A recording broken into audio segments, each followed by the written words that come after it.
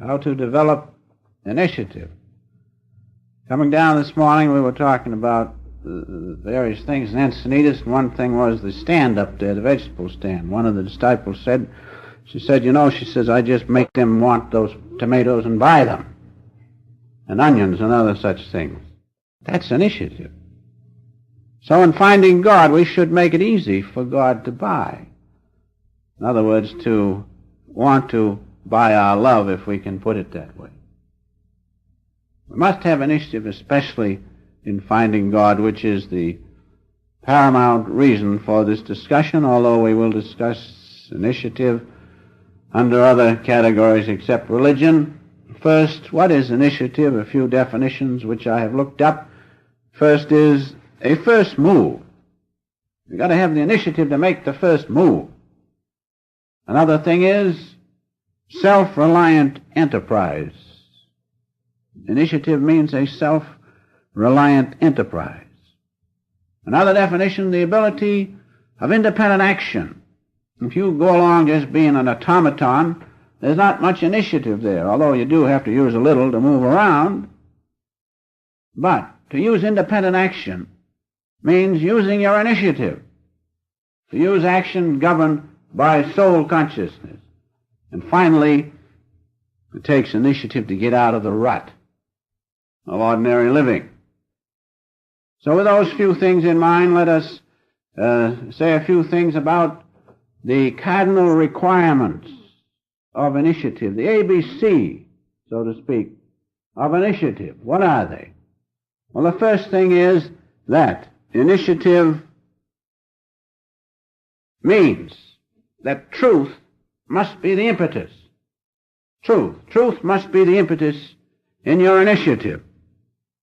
If you know God is with you, and you have the truth, that's the first requirement. Because knowing He is with you, it's not too difficult to have initiative. So truth, or as it says, right according to divine law. And that divine law is that God is in us. And so that's the first cardinal requisite of initiative. The second is faith. Faith, not ordinary belief. Strong belief is good, but faith is better. Because through faith, which means without breath, I will not go into a metaphysical discussion, but when we have faith, we're above outward consciousness. And we're in the realm of intuition where we can feel the presence of God. Having that, we attain great calmness. And then with that calmness, we can receive intuitional guidance, which is so important in taking the initiative. You do not want to take the initiative if your guidance is wrong, do you? No. So that's a very important point. A cardinal requirement is to have faith that you receive the right guidance. We say, Father, guide my action, lead me to do the right thing. I will reason, but guide thou. How can you receive God's guidance unless you have that state of faith or calmness within? Having that, then He can guide you. So the second cardinal requisite or requirement is faith.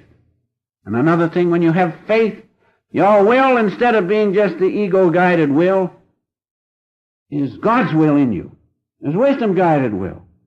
Think what initiative you can take if you feel not this little circumscribed will of the ego, but God's will in you. That comes with contact with God through faith.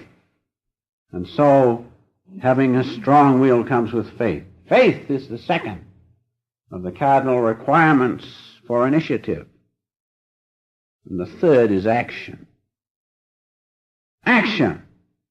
We can have initiative in our mind and imagination, lots of it, but we have to bring it out of that realm into the realm of the realization of it empirically.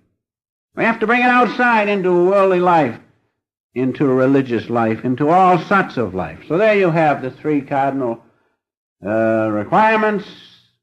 To use your initiative, remember them. First, truth must be the impetus. That is, you cannot afford to get off on the wrong foot, so to speak. You must have the initiative because truth is the impetus. God is with you is the greatest example. That's sufficient truth for you to go ahead in a religious way and use your initiative to find God and bring Him into your daily life. The second is faith, because faith takes you into the breathless state where you contact not your intellect, senses, or mind, but the intuition of God in you. Don't you think you'll be guided correctly? And the third is action. Do something about it. Get the lethargy out of you. As the Master says, I don't like indifferent yogis. We must be active yogis. And so if you remember those three things, it'll help you, it'll help us all in using our initiative. Now going ahead with the different examples of initiative, the first, as I have said, is taking the first move. That required great initiative. Take the first move. Let us think just for a moment about Columbus. Think of the initiative he had to start out sailing for an unknown place. He must have had truth behind him. He must have felt God in him. And he had the faith to know that God would guide him. So he used those cardinal requirements, the ABCs of initiative. When he started out, he had truth. He knew, according to divine law, that God would lead him. He had the faith in which he retained his calmness and didn't turn back at various stages. And he did it, showing that he used action. If he'd had that great dream in his mind, he probably did for a while, but he got it out into the realm of realization of his dream. And he performed action. Take the case of Lindbergh. I think that's one of the greatest. Think of the faith and the realization of divine law within him that God was with him. And finally, think of the courage it took to put it into action, which he did. He used initiative. Why? Because he used those cardinal requirements. Truth, that God was with him. You read his book, you will see he knew that. Faith, in which he had the calmness to calmly plot out his course. And when the different emergencies came up, he handled them as you read in his book. Why? Because he was one with God through faith. And the greatest thing, he did it. He didn't just keep it here. He did it. He put it into action. So there you have a couple illustrations of one of the definitions of initiative. A first move. Be different from somebody else. I think he was the first one, wasn't he, to fly the Atlantic alone? From New York to Paris, took lots of initiative. It took lots of those three things.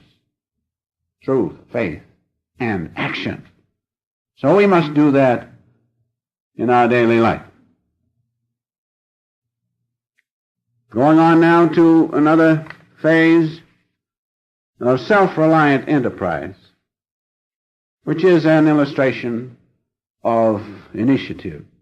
Take the pioneers. Pioneers in all walks of life. They have to have initiative.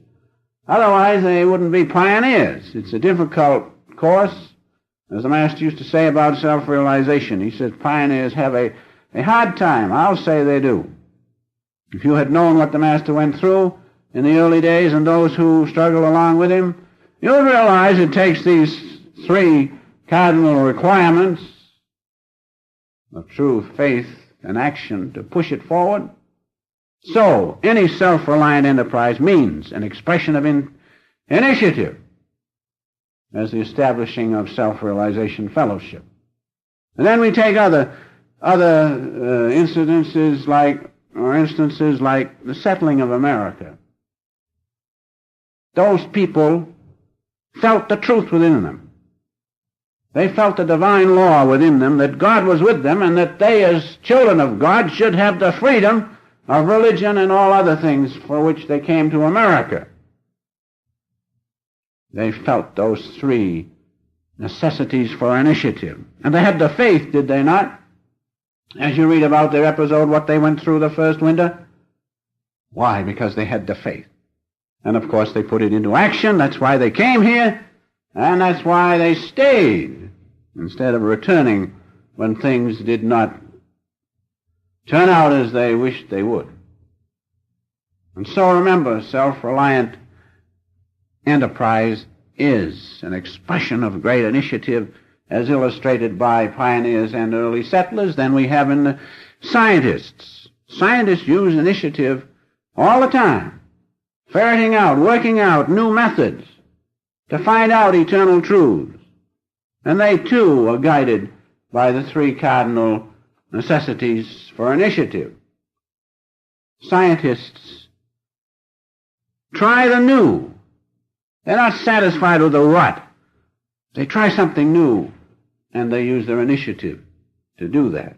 In medicine, I cannot help but thinking about these many teams of medical men who work in the laboratory teams where they find out these different things, incessantly using their initiative to find out these new things such as insulin, antibiotics, and synthesized chemicals of which we read. Now that just didn't happen. They used their initiative to find out these new things. And think of the surgeons. Surgeons try these new and radical operations. It takes lots of nerve. It takes initiative to do that. But you say, well, wouldn't we be just as well off without that? No. Look how the lifespan has increased. Look at the conditions here, sanitary conditions, health conditions. Why? Because those medical men, health officers, scientists took the initiative. And we're not satisfied with the rut. They got out of the rut that mankind might be better off. And so we have there several illustrations of the courageous initiative of scientists or any self-reliant enterprise. Now going on to the next one, to get out of the rut. To get out of the rut, it takes initiative, doesn't it? It's very easy to sit down and just be like your grandfather was or your father and your forebears and say it's good enough for them, good enough for me. That's no way. As I have said, what if all the scientists felt that way? What if all the health officers felt that way? And these laboratory teams felt that way, did nothing. We're much better off, there's no question about it. Especially when we consider the lifespan, which has increased quite a few years. Why? Because they took the initiative. And so they didn't stay in the rut, they got out of the rut. They got out of the rut by using their initiative. And so should we. It is not just because 150 million Americans do it one way, satisfied. We're not satisfied. No, we want to get out of that rut. We want to use our initiative and be better. And so, what is the rut? Well, the rut is to be born, grow up, and get married, and have a few children. If you're lucky, have some grandchildren, and then die. Well, that's no rut for that's no condition to be in for children of God. How about the freedom of our souls? How about the omniscience of God, which is in each and every one of us? Are we using our initiative to develop that and get out of the rut? No, we must do that. We must not be satisfied with, as the Master used to say, breakfast, lunch, and dinner. Then go to the movies and into bed and sleep and get up, fight and fume and live. That rut is nothing.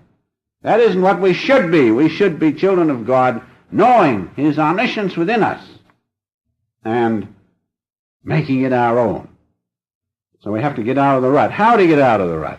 That's the thing. You have to use your initiative to get out of the rut. You examine yourselves and see. See if you are acting from independent action. See if you are acting from the soul consciousness within you. Or see if you are acting from the impulses of environment, habit, and latent impulses. If you are simply an automaton. You are not using your initiative as a child of God to get out of the rut into the realm of freedom of your soul and the omniscience of God's presence which is in you, and which is you, covered up by habit, environment, latent impulses. Are you doing that? You can easily find out if you are using your initiative or if you are being an automaton, acting in the easiest way, following the rut. So let us get out of the rut if we want to develop our initiative. And then finally, our last point is, initiative means, and this is very important, initiative means the ability of independent action. The ability of independent action. That is not automatic action. But to develop the initiative to do independent action in religion is most important, because religion is that which ties us to God. And if we follow religion, right religion, the universality of religion, we get out of the rut into the freedom of the soul. And so this point of initiative, which means to use independent action, different action guided not from environment-related impulses and habit, but from the soul consciousness within. That's independent action. And in the realm of religion, that is very important, that we use our initiative to get out of the rut of ordinary orthodox religion. Ordinary orthodox religion, where we follow name and form, into the universality of religion, which is the presence of God within each and every one of us, whether we be Baptists, Methodists, Protestants, Catholics, Jews, or what. That's the important thing about this lecture and initiative, is to use your independent action. Use the initiative of independent action to rise above the outward form of religion and know the universality of God within you. And the universality of God within you, or rather the universality of religion, is the presence of God within you. The conscious presence of God within you. Are you using your initiative to contact that? And what is that conscious presence of God? The Word, the holy vibration, of which I speak many times, and you all know. In the beginning was the Word was with God, the Word was God. Are you using your initiative to contact God? Are you using your independent action to contact God, or are you going along daily with a little meditation, just a mediocre amount? Or are you using your initiative to make God real to you, to make Him a more vital part of your life? Now, if you want to develop the initiative to the greatest extent, use it. Use independent action to contact the presence of God within you as the only reality of existence. Are you doing that? Remember, He is in us as the Word, the holy vibration. The Comforter of which Jesus spoke is the Holy Ghost within us. Are you using that? I broke away from Methodism because I felt within me an urge to know the truth, as I have said. One of the cardinal things necessary to use my initiative was the impetus of truth, which pushed me on to get out of that orthodox religion. I have nothing against it, it's good. But I wasn't satisfied because something in me was pushing me to get out of it and find the truth. If the truth had been in Methodism, I mean the realization of truth, I should say. The truth is in all religions. If the realization of it had been in Methodism, I'd have followed it.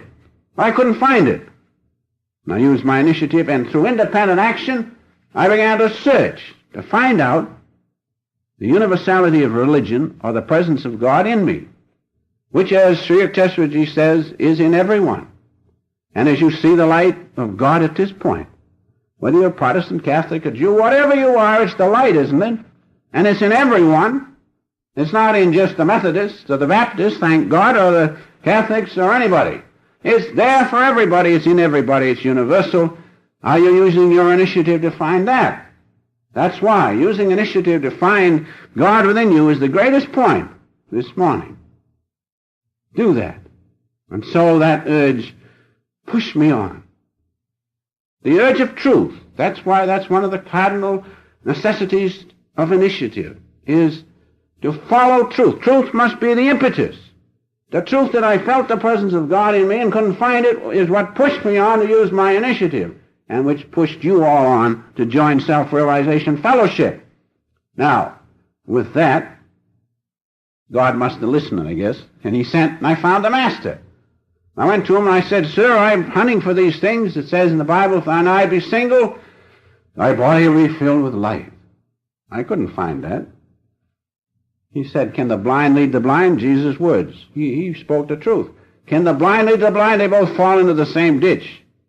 Well, I said, I'm in the ditch. Sir, get me out. He says, keep quiet just a moment. So then I pointed one or two other things. And I said, I've hunted, I've searched, I can't seem to find it. Then he gave me the reason. And then he gave me the proof. The proof that God is universally present in me as a great light, which he showed me. And the light of the thousand-rayed lotus, which he showed me. And he satisfied me. But would he have satisfied me if I hadn't used initiative to use independent action and find him or to search out? No, I'd been good old Methodist sin. That's all right. I'm telling you, I wasn't satisfied. You can stay and be a Methodist if you want. But we have freedom of the soul to use our initiative to find out truth. And that's what I did. And so I have found that the Master's words came true. He showed me in response to my initiative. And then I had to use initiative to make those things my own. It's all right to see things. It's all right to see the vision of God and so forth. But you have to make it your own through initiative, to keep going every day more and more, merging in the presence of God. And if you do that, if you follow these three necessities of which I have spoken, truth must be the impetus, faith in God, and action, not just sitting down every day doing 5 minutes of meditation. That won't do it.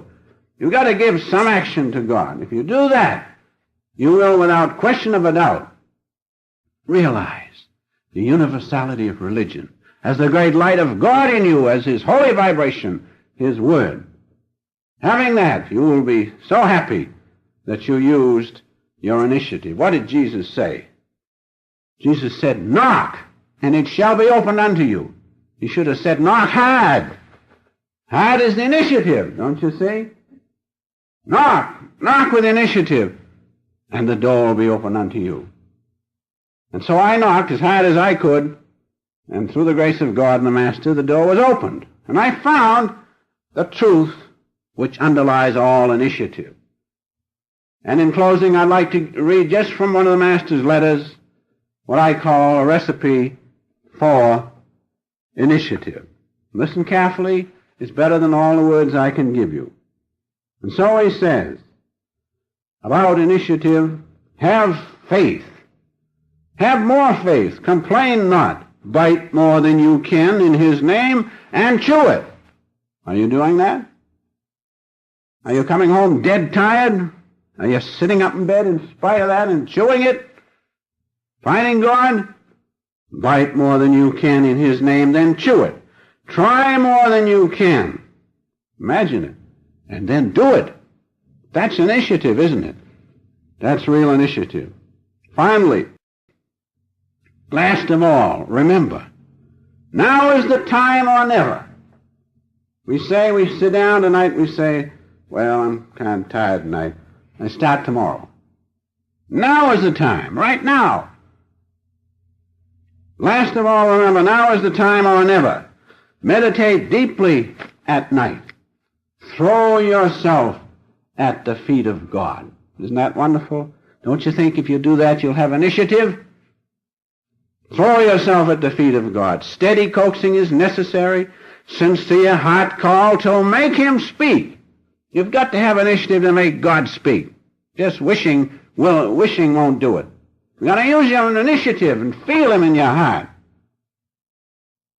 Steady coaxing is necessary. Sincere heart call to make him speak. Forget this dream of life. Imagine this life, we think so much of it. I do this today, and tomorrow I do that, and the next day I do that. What is it all gone after a while? So he says, forget this dream of life. Don't wait. Pray unceasingly for illumination and God's love. That's the guidance, see? Pray unceasingly for illumination in God's life. God's love. Lose not a minute. Don't be fed with waiting and hopes of this and that. I hope this will happen. Do it now. Use your initiative. So the Master says, don't wait. Pray unceasingly for illumination in God's love. Lose not a minute. Don't be fed up with waiting, hopes of this and that. Eat God now. Use your initiative now. Eat God now. Nourish yourself on eternity.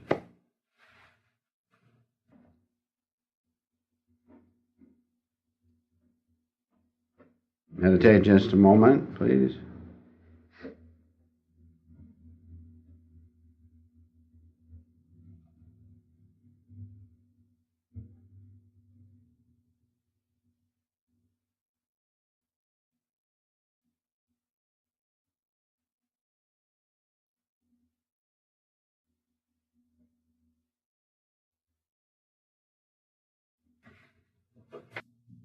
Heavenly Father, we have waited long enough. We have waited long enough. We have hoped long enough. We have hoped long enough. Father, help us Help us to use our initiative to use our initiative to make Thee, to make Thee, Thy presence, Thy presence, dynamic to our conscience. dynamic to our consciousness. Having Thee, And having Thee, we will have all things. we will have all things. Home, peace. Amen.